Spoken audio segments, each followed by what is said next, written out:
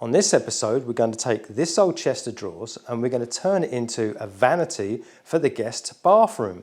And we're going to take the distressed approach, because there's nothing I like more than distressing furniture.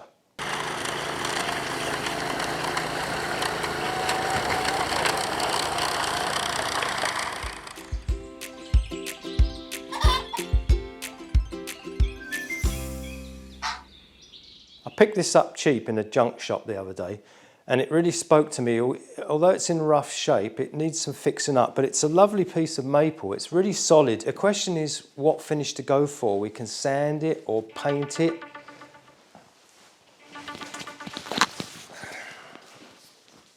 The first thing I need to do is just give it a bit of a clean and find out how deep these stains and dings and dents are, and that will determine whether I'm going to paint it or sand it.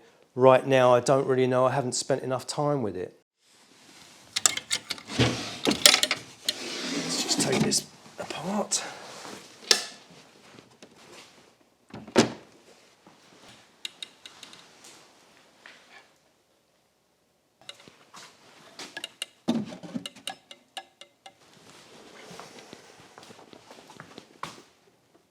So here we've got a nasty crack. It's raised here. There's a nail here and a nail here. They need to come out. This needs to be glued and clamped, and I'll try and get it back as flat as I can. One of the beautiful characteristics of this piece is the dovetail joint here. It's a really nicely done. That's coming apart. That's going to need to be re-glued too. It would be nice to take these stains out. They might wash off, but we'll find out after we've taken the hardware off. Let's see how this one comes out. It's all fairly loose. Nice. It looks like it's going to come out without a fight. Nice. We're just going to put these screws back in the holes they came out of, so that we don't lose them, and we know that they're the right ones. There, beautiful. This is a light piece of tin. It's got a pin here and a pin here, and you can see how flimsy it is. I'm not going to take this off because it just runs the risk of damaging this, and this looks like it's from the 40s, so I'm just going to leave it. Yeah, again, these are coming off really nicely. I'm numbering all the hardware, and I'm numbering the drawers, and I'm noting the position of the hardware on each of the drawers, so I know exactly where all the hardware goes and where all the drawers go in order on the cabinet.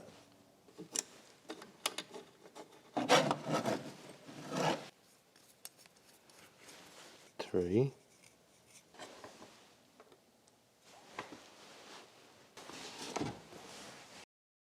These nails need to come out. This is a repair that needs to be repaired. The whole thing's got a crack through it, and whoever tried to repair it with a nail missed the other side of the wood, and they didn't even glue it. So now I have to take the nails out and glue it and clamp it, and I have just the tool to get the nails out.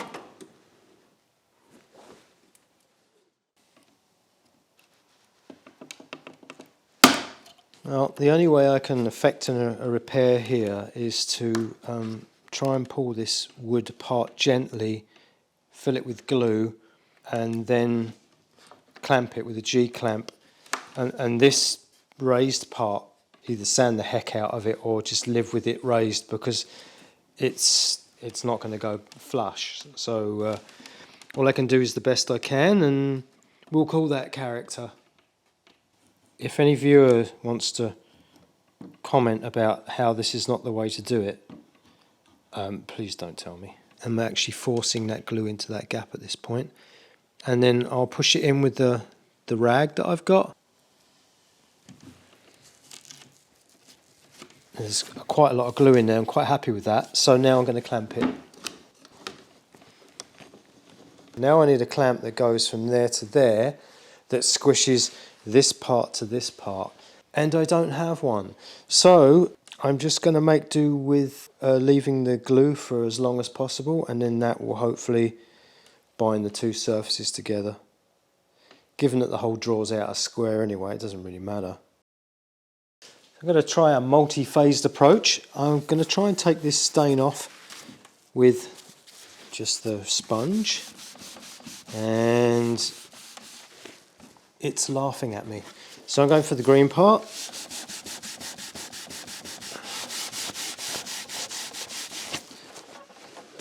And moving up to this one, very sexy number.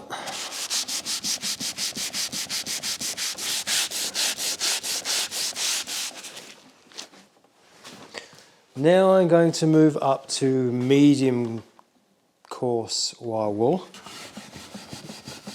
I'm not getting anywhere with any of these approaches, and I really can't live with this spill down the side of the... For me, that's not... This is a medium, it's starting to come off. I'm taking some of the old finish off. I'm just going to dry this.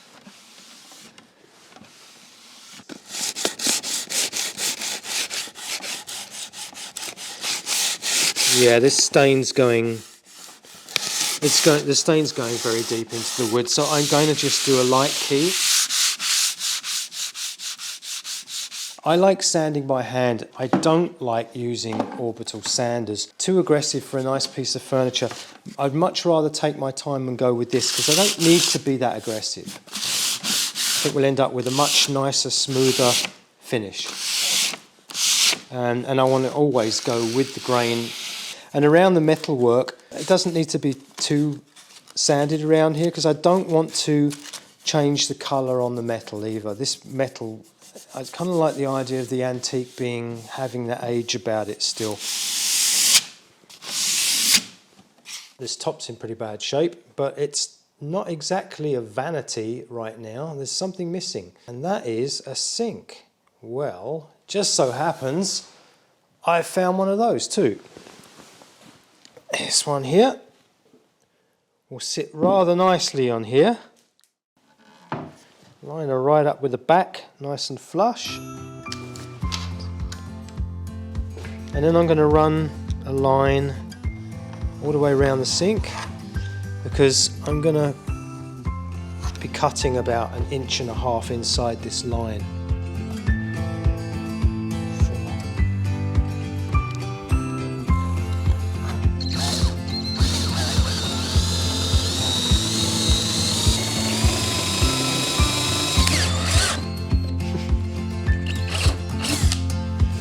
Okay, let's see how we do. Wish me luck.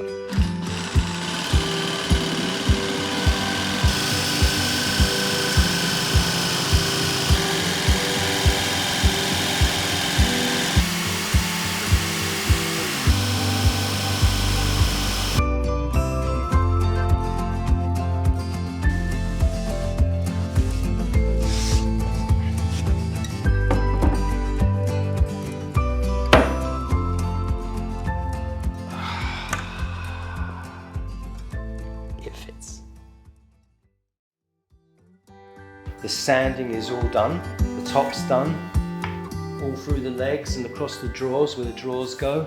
I've got a drawer here with a filler, and we're going to sand this down. I'm very happy with the way it's come out, which is why we've decided that we want to go with the tung oil, not a paint, because there's some really beautiful wood under here, beautiful maple under here. Got my 120 grit sandpaper. I'm going to gently just run this over and smooth this down to the surface, and we'll start to see that crack emerge, and that's fine. And the fact that there's a difference between this colour and this colour with the oil on it, it'll even it up a bit, and I don't mind that it's different from the rest of the panel because this is the history, this is where it was broken. All those sanding blocks that you buy, by the way, I found a piece of 120 grit on a piece of cardboard with some tape on it.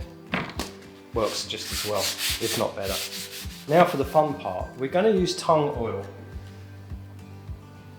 Tung oil is made from the seeds, from pressing the seeds of the tung tree. The finish hardens with contact with the air, and it really beautifies the wood. It's a nice, tough, resilient, waterproof finish. So we're going to use that, and it's really fun to work with. Okay, I'm just going to pour this into the tray.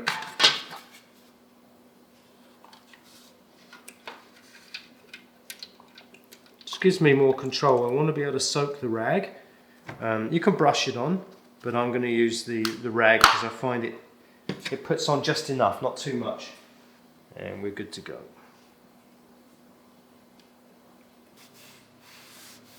Wow, that looks beautiful. Wow, that's beautiful. My. Look at that colour. Beautiful. Look at that. And that's really acceptable to me. This crack here, just that light filler in there, it's really acceptable. It doesn't bother me at all. 2 coats, or 1 thick coat. Let it dry 15 or 20 minutes, and then buff it.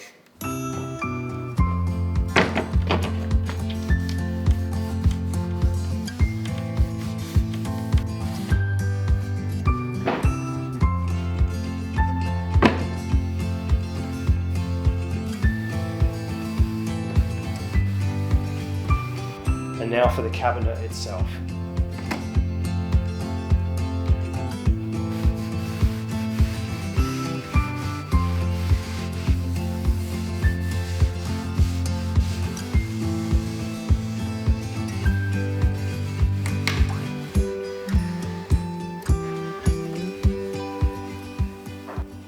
There's only one thing left to do, and that's drill a hole for the faucet.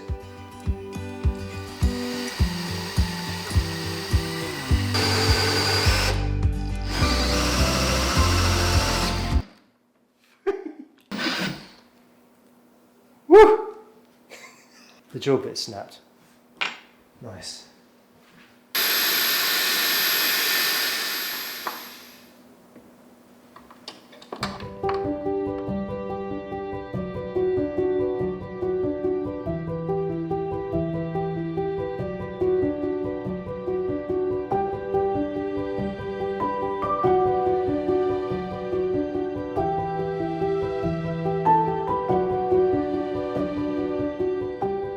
So this is the vanity in its final position in what used to be the area that we raised the chicks in. Remember all the sawdust and the muck everywhere?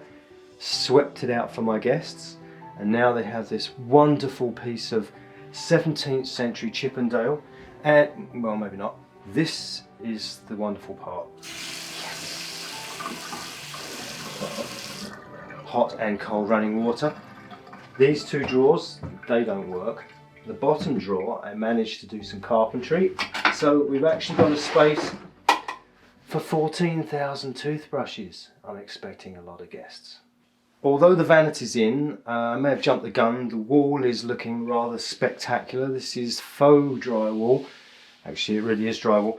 I'm going to maybe, once the mill is up and running, put some ash in the background. Right now I've just put my pictures in because it's really cool to have my pictures everywhere. They're actually making up the wall, which is fabulous. One other thing, when I cut the top out for the sink, I saved the wood, cut it out carefully, and managed to make myself a rather nice cutting board. This is pretty thick stuff. Food grade olive oil. What a bonus. If you liked what you've seen, inspired you to go chop up some old furniture, then let us know in the comments below. And thanks for watching.